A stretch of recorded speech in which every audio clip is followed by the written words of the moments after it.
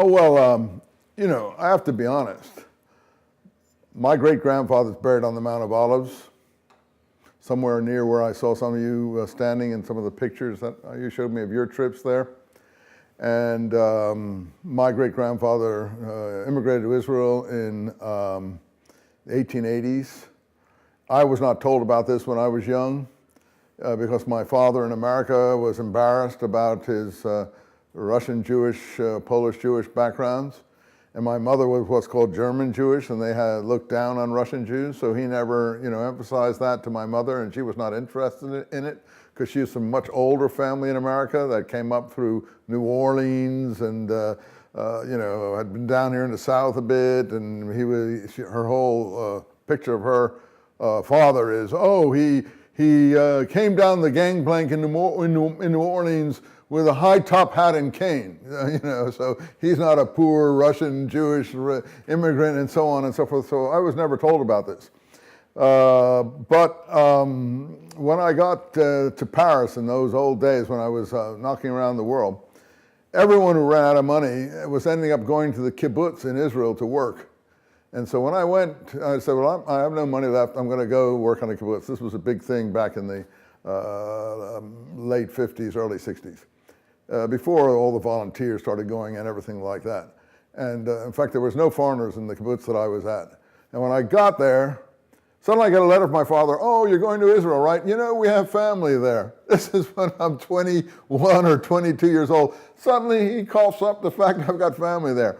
When I got there, I finally got to find them and found out who they were. It turned out it was my great-grandfather, and that he had two younger sons who went to Israel with him, and they had one of the younger brothers had about 12 children, and they were all in Jerusalem, the electric company, the high courts, the taxi company, the Haganah, the Jewish agency, the Hadassah hospital, they were everywhere, and this had been kept from me as when I was young.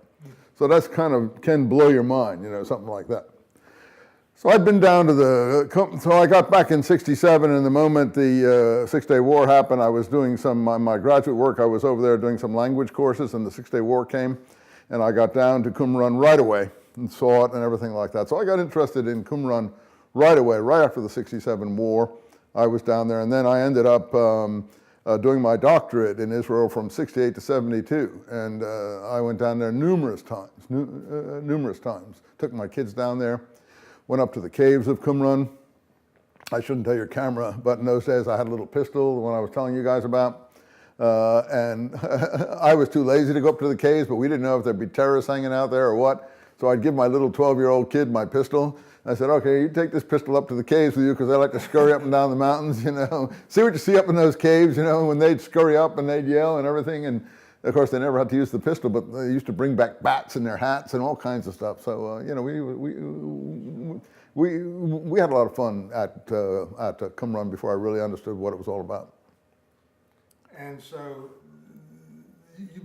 when did that happen? When did you start really figuring out what it was? Well, after I went to Cal State Long Beach. Okay. Yeah. Developed those courses. Yeah, developed those courses, and then I went back. Because I started writing in it, so I got a National Endowment for the Humanities Fellowship to spend a year at the Albright Institute in Jerusalem in 1985-86, where the scrolls first came in. And there I was able to really make all the connections that I needed to make, and of course did a lot more visits to Qumran. And it's at that point that Michael Bajan called me up because he had written Holy Blood, Holy Grail. And I didn't know forgot who he was, but a faculty member of mine had introduced me to him, his book, before I had left. Said, you got to read this book. He was a Belgian guy who loved the stuff about Belgium and the priests in Belgium in that book. And so he said, I read the part on Qumran. I said, if these guys had read my book, it had blown their mind. So that was in about April. In November, I'm sitting at the Institute, the Albright Institute, phone call from England. He started babbling about wanting to interview me, blah, blah, blah. And then suddenly he said, I'm Michael Bajan. I wrote Holy Blood, Holy Grail. I said, oh, God, I know why you've called. He said, why?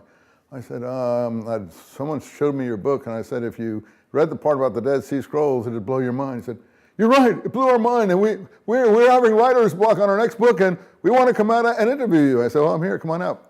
2 days later, he was at my front door with his wife in Jerusalem. 2 days later. And therefore, we decided to write this other book, The Dead Sea Scroll Deception. Yeah, that's an intriguing book in itself. Yeah, well, you know, I sort of, you know, told him about these things. He went to his publisher and got the contract for it, for him and his writer.